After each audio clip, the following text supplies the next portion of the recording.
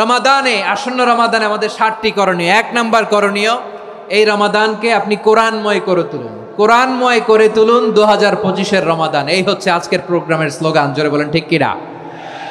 কোরআনময় করতে রাজি আছেন? কোরআন তেলাওয়াত করতে রাজি আছেন? আমার প্রিয় ভাইরা, ধীরস্থিরভাবে কোরআন তেলাওয়াত করুন, তাড়াহুড়ো করে নয়। আনাস রাদিয়াল্লাহু তাআলা আনহু বলতেন, রুব্বা কারি লিল কোরআন ওয়াল কোরআন ইয়ালআনহু। কোরআনের অনেক কারি আছে যারা কোরআন পড়ে কিন্তু সওয়াব পায় না, বরং আল্লাহর কোরআন তার বিরুদ্ধে আল্লাহর দরবারে নালিশ করে আর লানত করতে থাকে। আমরা কি ওই রকম কোরআনের তেলাওয়াতকারী হতে চাই? না। ধীরস্থিরভাবে, ওয়ারাত্তিলিল কোরআন তারতিলা, তারতিলের সাথে পড়বেন।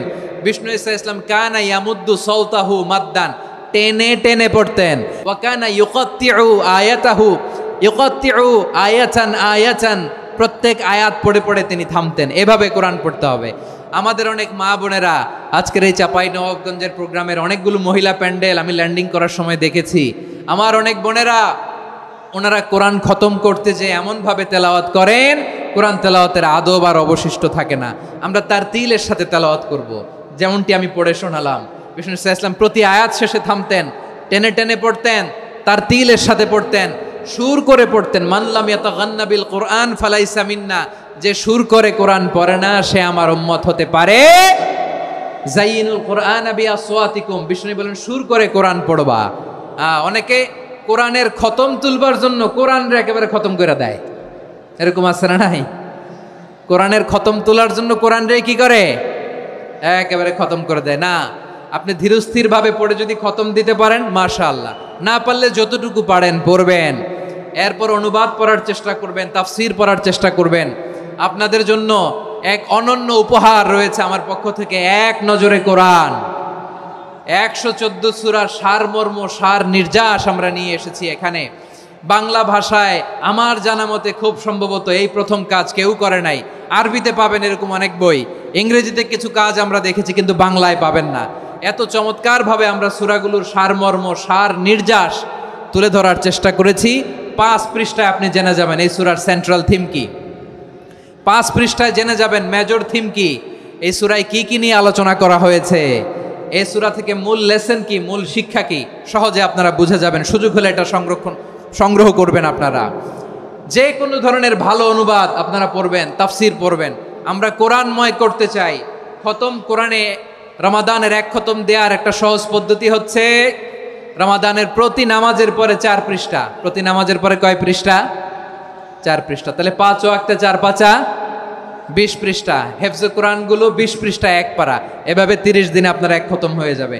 আমরা যেন তারতিলের সাথে বিশুদ্ধভাবে কোরআন তেলাওয়াত করতে পারি, আল্লাহ তৌফিক দান করুক। পড়ে না আমিন? 2 নাম্বার করণীয়, ধীরস্থিরভাবে তারাবির সালাতগুলো যেন আমরা আদায় করি।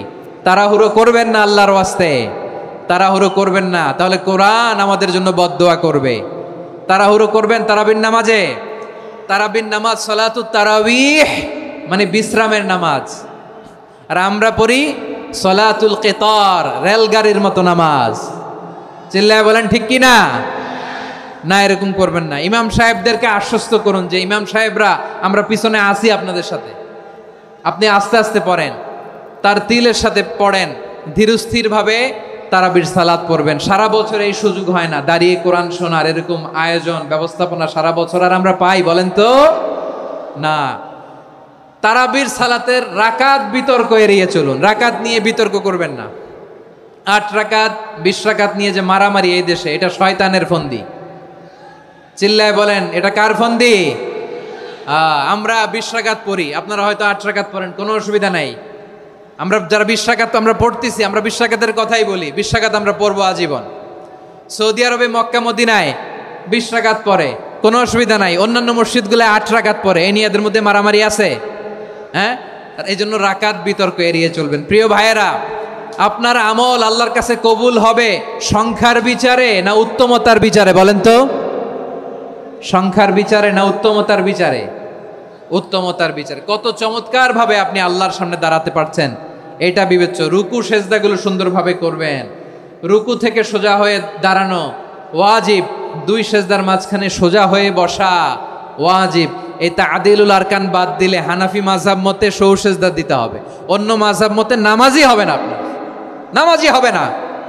এই জন্য ধীরস্থির ভাবে তারাবির সালাত যেন আমরা আদায় করি। পারা যাবে তো ইনশাআল্লাহ? 3 নাম্বার, তাহাজ্জুদের সালাত আদায় করুন।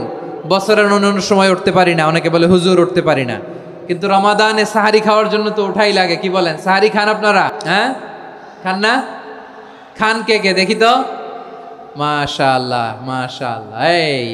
এই সুন্নত পালনের জন্য 1 নাম্বার। মাশাআল্লাহ, ঠিক আছে, পালন করবেন। আল্লাহর হাবিব বলেন তাসাহহারু ফা ইন্না ফিস সাহুরি বারাকা, তোমরা সাহারি খেও, কেননা সাহারির ভেতরে বরকত ঢুকায় দিয়েছে কে? একটা খেজুর, 1 গ্লাস পানি খেলো সারা দিন আপনাকে তরতাজা রাখে কে? তো সাহারির জন্য যেহেতু উঠতেই হয়, সাহারি খাওয়ার আগে বা পরে 2 রাকাত 4 রাকাত তাহাজ্জুদ পড়া যাবে না? রব্বুল আলামিন বলেন ওয়ামিনাল লাইলি ফাতাহাজ্জাদ বিহি নাফিলাতান লাকা আসা আইয়াবআসাকা রাব্বুকা মাকামান মাহমুদা। ও নবী, রাতের কিছু অংশ সময় তাহাজ্জুদের সালাত আপনি আদায় করবেন, কারণ এই তাহাজ্জুদ হলো আপনার জন্য নাফিলাতাল লাক, অতিরিক্ত ফরজ। আপনাকে মাকামে মাহমুদে অধিষ্ঠিত করবে কে? এজন্য যারা সম্মানিত হতে চান, সম্মানের আসনে যেতে চান, তাদের জন্য তাহাজ্জুদ অবধারিত। আমরা রমজানে সাহারির আগে তাহাজ্জুদ পড়তে চাই কি চাই না? এই নামাজটারে আল্লাহ বড্ড ভালোবাসেন। কেন জানেন? কারণ গভীর ঘুমকে স্যাক্রিফাইস করে আমরা এই নামাজ পড়ি। ঘুমের আরবি জানা আছে কারো? ঘুমরে আরবিতে কি বলে? অনেকগুলো আরবি আছে। একটা আরবি হচ্ছে নুআস, তন্দ্রা, তন্দ্রা, আমানাতান নুআসা কোরআনে এসেছে। আরেকটা আছে ঝিমুনি, ঝিমুনি, এইভাবে ঝিমুনি আসে ঘুমের আগে, এটারে বলে সিনা। এটারে কি বলে? সিনা।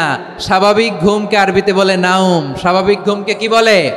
এই সিনা আর নাউমকে আল্লাহ এক আয়াতে এনেছেন, লা তাখুযুহু সিনাতু ওয়ালা নাউম। আল্লাহর তন্দ্রা নাই, ঘুম নাই, ঘুমের আগে যে তন্দ্রা আছে ওইটাও নাই। তাহলে নুআস, সিনা, নাউম পেলাম।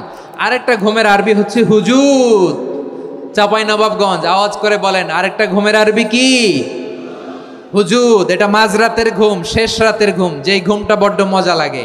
কাঁথা টেনে টেনে, ব্ল্যাঙ্কেট টেনে টেনে আরেকটু ঘুমাইতে মন চায়, আরেকটু, আর 1 মিনিট, আর 2 মিনিট, এরকম একটা মজার ঘুম শেষ রাতে আছে না নাই?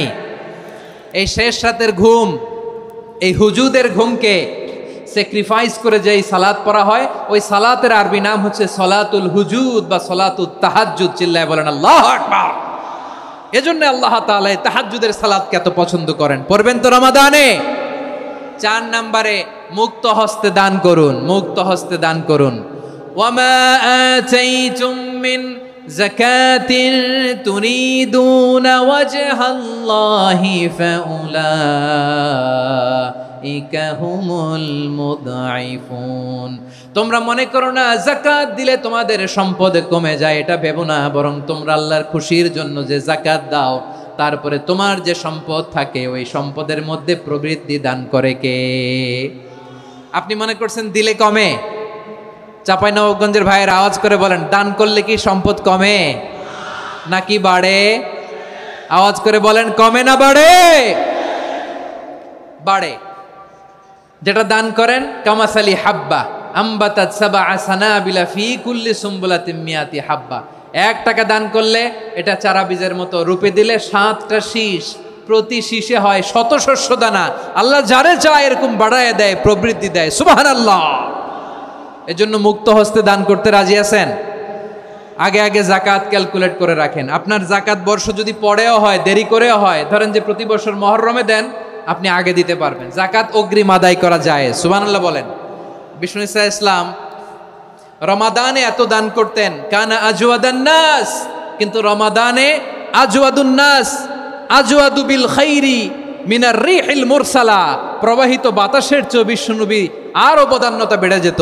প্রবাহিত বাতাস যেমনি সবাইরে বাতাস দেয়, আস্তিক নাস্তিক মুমিন কাফির সবাইকে শীতল করে দেয়, তেমনি নবীজির রমাদানের দান ছিল এমন, কেউ নবীর কাছে চেয়ে ফিরে গিয়েছে এর নজির নাই। জোরে বলেন সুবহানাল্লাহ। রমাদানে দান করব, ইফতার শেয়ার করব। কাউকে ইফতারি করালে সারাদিন রোজা রেখে তার যে সওয়াব, আপনি ইফতার করানোর কারণে আপনার আমলনামায় ওই সওয়াব আল্লাহ ঢুকায় দিবেন। পড়েন সুবহানাল্লাহ। সাহাবারা বললেন, নবী আমরা গরিব মানুষ, ইফতারি খাওয়ানোর পয়সা নাই। আল্লাহর হাবিব বললেন, ওয়ালাউ বিমাজকাতি লাবান, 1 ঢোক দুধ অলাও বিতামরা একটাও খেজুর, অলাও বিশারবাতিমা এক ঢোক পানি খাইয়েও যদি কারো রোজা ভাঙাও, তারপরে ওই সওয়াব তোমার আমল নামায় দিবে কে?